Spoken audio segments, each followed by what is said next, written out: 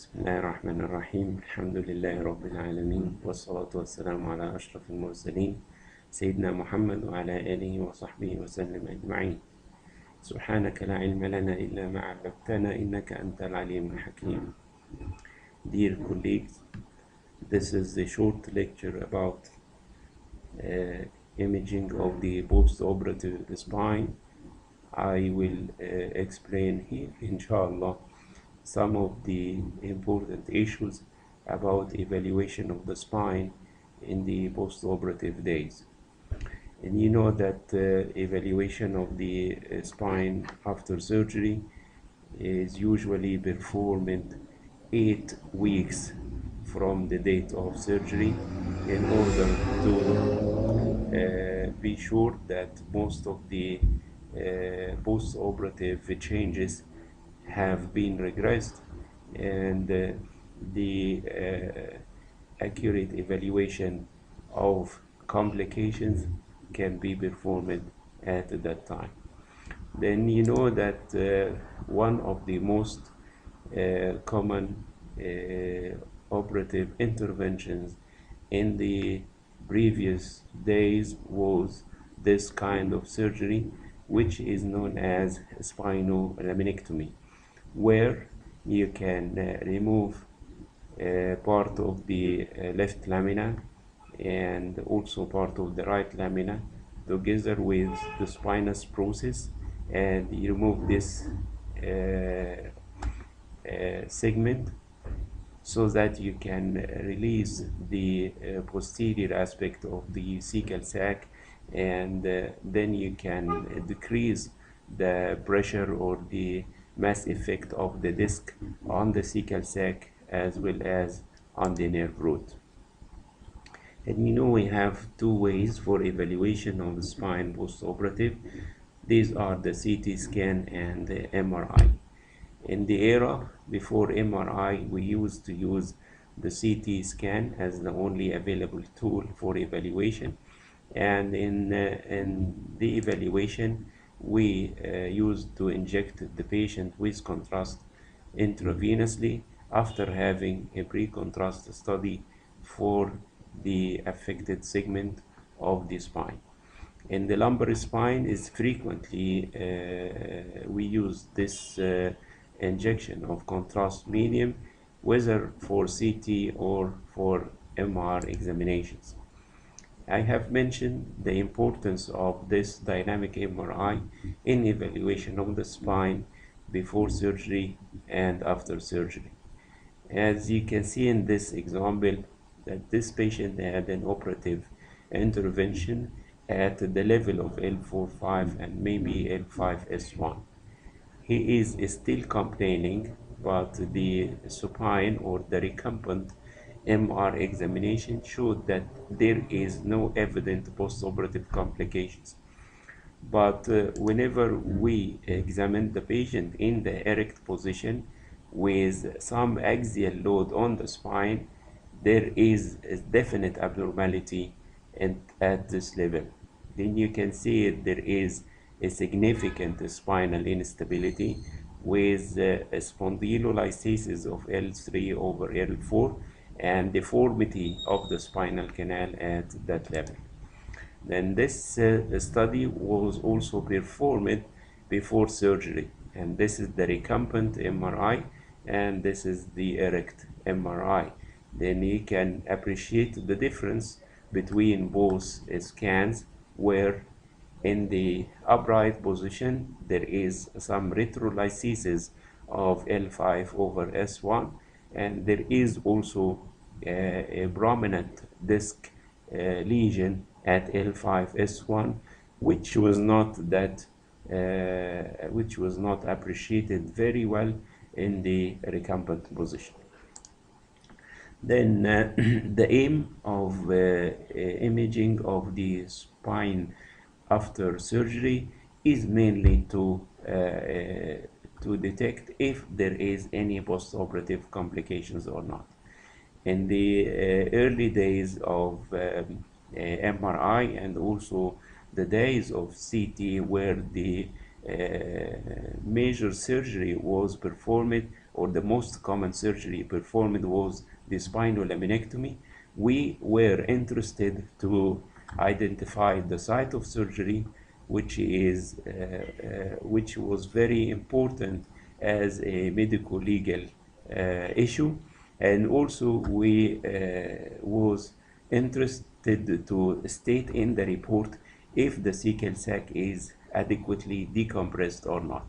But in the current days, where the minimally invasive surgeries are in common use, we do not need to have these two comments, but we are interested now to look at if there is any postoperative complication. And the surgeries, as you can see, we have too many types. The first one was the spinal laminectomy. As you can see here, we remove part of the lamina on the left and part of the lamina on the right together with the spinous process, and we leave the posterior aspect of the spinal canal open, as you can see here, and the cecal sac is adequately decompressed. Then the second type, and this is also spinal laminectomy. In the previous days, this was an extensive spinal laminectomy from, let's say, L2, 3, 4, 5, and you can see absence of the spinous processes compared to the normal spine, where you can see these are the spinous processes normally located in the midline. But whenever you remove the spinous process as well as part of the lamina, you can see that the posterior aspect of the spinal canal is widely opened. The second type of surgery is to remove only one of the laminae, what's known as hemilaminectomy, as in this example.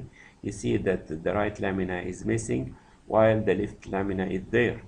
And this was indicated whenever there is a disc herniation to the right side, then you remove the right lamina to attack the disc, or if the disc is located on the left side, then you may remove the left lamina. The third type of operation was just a fenestrotomy or laminar fenestration. You do an opening in the lamina. You do not need to remove the whole lamina, just to have an access for the site of the disc lesion to be removed. Then this is an example of laminar fenestration, and you see the defect in the right lamina. You can also appreciate the deformity of the cecal sac corresponding to the site of surgery. Then recently we have what's known as minimally invasive surgery, where you do not remove the lamina, you do not remove the spinous process, you don't have to remove a single lamina or even to do a fenestration in the lamina. All what is done is just to remove part of the superior surface of the lamina on both sides, so that you are able to go inside the spinal canal and to remove such a big disc. Then whenever you have imaging, you will see that the lamina is intact on the left and on the right, and also you can appreciate the existence of the spinous process, because all what has been done is just a removal of the superior aspect or part of the upper aspect of the lamina on both sides, so that you can be able to get inside the spinal canal. Then after removal of the disc, there were many processes to be fixed at the site or instead of the removed disc. And by time they discovered too many complications of these processes, and they started to change the type and the shape of the processes itself in order to avoid these complications. And here is one of the complications where the disc spacer or the disc cage has been let's say indented progressively the superior aspect of the vertebra below, ended by this very bad configuration at the level of surgery. Then there are other devices that may have some size, and they are broad so that they can conform to the edge of the vertebra above and the vertebra below. And many times you can fix this device into the vertebra above and the vertebra below. And also, this is one of the examples of disc spacers or disc prostheses. They tried here that the prosthesis can move to simulate the original disc, because you know that if you have fixed this level, there is a great opportunity to have a disc lesion above the fixed level or below the fixed level. Then they tried to have a disc spacer which can allow some movement at the level of surgery, so that you can prevent the development of disc lesions above or below the level of surgery. Then what are the expected post-operative complications? These are number one, the post-operative scar tissue formation, recurrent disc space infection, and arachnoiditis. And MRI is more better than CT scan in evaluation of post-operative complications. So if anyone is going to have surgery on the spine, he should have a preoperative MRI in order to have a baseline for comparison after surgery. And then the post-operative scan for this patient, and you can see that there is surgery here, and this is the cecal sac, and this is the nerve root surrounded by epidural fat on the normal left side. But at the site of surgery, you cannot see the nerve root, and you see a shadow which may represent a post-operative scar or a disc herniation or both. Then you have to inject contrast media, and you know that the scar tissue will enhance with contrast media while the disc will not enhance. Then after injection of contrast medium, you can see that the whole lesion has been enhanced with contrast, denoting that this is a post-operative scar tissue. And you see that there is a spinal laminectomy with the cecal sac is decompressed, sagging through the laminectomy defect. Actually, within the enhancing scar tissue, you will identify the nerve root. And this is, of course, the nerve root, because on the opposite side, you have the corresponding nerve root. And you should know also that the nerve root, which is entrapped within the fibrous scar, will not look as similar to the normal nerve root. It will be swollen and may show some contrast enhancement. Then in this example, and you see a shadow here, and you want to know if this is a scar or disc, then you inject contrast media, and you have enhancement of the whole lesion, leaving the nerve root inside, and this is what we call perineural scarring, which was surrounding this S1 nerve root. The nerve root, as I have said, will not look similar to the normal one. It will be slightly swollen and may show some contrast enhancement. In this example, you see a shadow here on the left side.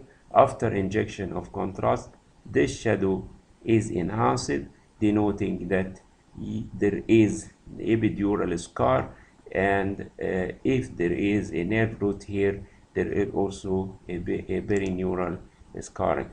This was the CT scan performed in cases of postoperative spine. And this patient, there is a laminar fenestration on the right side, and this is the cecal sac, and this is of course the nerve root, which is surrounded or entrapped by the extensively enhancing perineural scarring. In this case, you see this is spinal laminectomy, and there is a big defect in the posterior aspect of the spinal canal, and this is the cecal sac, and you see a big shadow here. Then you inject contrast median, and you can see easily that this shadow represents a postoperative scar, and there are two nerve roots, and this is the cecal sac, which is decompressed at the laminectomy defect. Then in this example, axial T2 weighted image, and you see a lesion here. This may represent disc or may represent scar tissue or both. Then after injection of contrast, you see that the periphery of the lesion is enhancing, representing the scar tissue, while the central part of the lesion is not enhancing, representing the disc lesion. Then this is a recurrent disc with postoperative scar tissue as well. And in this example, and you see this lesion, which is migrating cranially. After injection of contrast, the periphery of the lesion is enhanced, denoting the presence of scar tissue, while the central part of the lesion did not enhance, denoting the presence of a recurrent disc herniation. Then you remember that arachnoiditis means inflammation of the arachnoid membrane, and the most two common causes are trauma and surgery. Inflammation of the arachnoid membrane will lead to adhesion between the nerve roots, the coda equina nerve roots, each other, or adhesion between the nerve roots and the inner wall of the cecal sac. Then if the nerve roots are adherent together, they will form a mass inside the cecal sac, and this mass is called the pseudocord sign because it almost simulates the spinal cord, where, as you will know, there is no spinal cord downward in the lumbar spine. This is the normal appearance of the coda equina nerve roots in the axial T2 weighted image. They are usually located posteriorly because the patient is lying on his back. And in cases of arachnoiditis, you cannot identify the nerve roots inside the cecal sac because they are adherent to the inner wall of the cecal sac, and this is what we call empty cecal sac sign. Then you may have the pseudocord sign if the nerve roots are adherent together, forming a shadow inside the cecal sac, which may simulate the spinal cord. And the empty cecal sac sign means that the nerve roots are adherent to the inner wall of the cecal sac, leaving the rest of the cecal sac as if it is empty. And this is a case of arachnoiditis, and I should remind you that don't diagnose arachnoiditis in the sagittal images because the patient is lying on his back and the nerve roots are usually collected together in the posterior aspect of the cecal sac, and you cannot discriminate in many cases the difference between normal nerve roots and nerve roots secondary to arachnoiditis. But in the axial image, it is easy to see the nerve roots that are clumped together or adherent together inside the cecal sac, forming what's known as the pseudocord sign. And many times, or some of the investigators may want to inject the patient with contrast if arachnoiditis is suspected, and this is an extensive case of arachnoiditis where you can see extensive enhancement of the cecal sac and coda equina nerve roots that are adherent together, almost forming a very big mass inside the cecal sac. Then in the days of myelography and CT myelography, these are the two signs, the pseudocord sign and the empty cecal sac sign, and they are almost similar to the findings seen by MRI. Here is the normal appearance of the coda equina nerve roots, and this is what we call the pseudocord sign, where the coda equina nerve roots are accumulated together, forming a mass which is similar to the spinal cord. Then disc space infection can be due to biogenic organisms and other causes, as I have explained in details in the lecture of spinal infection. But in cases of postoperative spine, you got sometimes biogenic infection at the level of surgery, and this will be similar to the biogenic infection without surgery. There is involvement of the disc space with bone marrow edema of the superior end plate as well as the inferior end plate, and by time you got narrowing of the disc space, and finally you can see some collapse at the level of the affected disc. Also you can see paravertebral and prevertebral abscesses, which are not common in cases of postoperative spinal discitis.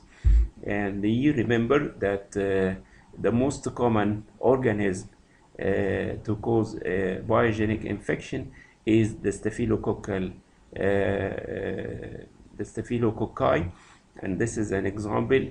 You see, without surgery, you see the disc is inflamed. It shows high signal in the T2 weighted image with extensive bone marrow edema of the vertebra above and the vertebra below. And you remember the difference between bone marrow edema secondary to degeneration, which represents type 1 degenerative changes, and bone marrow edema secondary to infection. In cases of degeneration, the disc space is narrowed, and what's very important is the appearance of the disc in T2 weighted image. The disc will be black because it has lost its water content. But in cases of infection, the disc will be very bright because it is full of water and inflammatory granulation tissue. Then, whenever the disc is inflamed and you got relative narrowing of the disc space and bone marrow edema of the opposing vertebral end plates, in the T2 weighted image, you will see very bright signal, the signal of fluid inside the disc substance. And here you can see two levels of discitis or disc space infection at L4-5 and L5-S1. And if you inject contrast medium, the inflamed disc as well as the inflamed vertebral bodies will enhance. And you should remember that bone marrow edema of whatever etiology will enhance with contrast medium. Then if the disc space infection is going to heal, and you will see the development of some bone sclerosis at the vertebral end plates above and below the affected disc. And you can also see that the brightness in the disc substance secondary to infection is regressing. And also, if you inject contrast media, you may see some enhancement at the level of the disc lesion. And if there is granulation tissue, the granulation tissue will be regressing as well. هذا وبالله التوفيق والحمد لله رب العالمين. Thank you very much.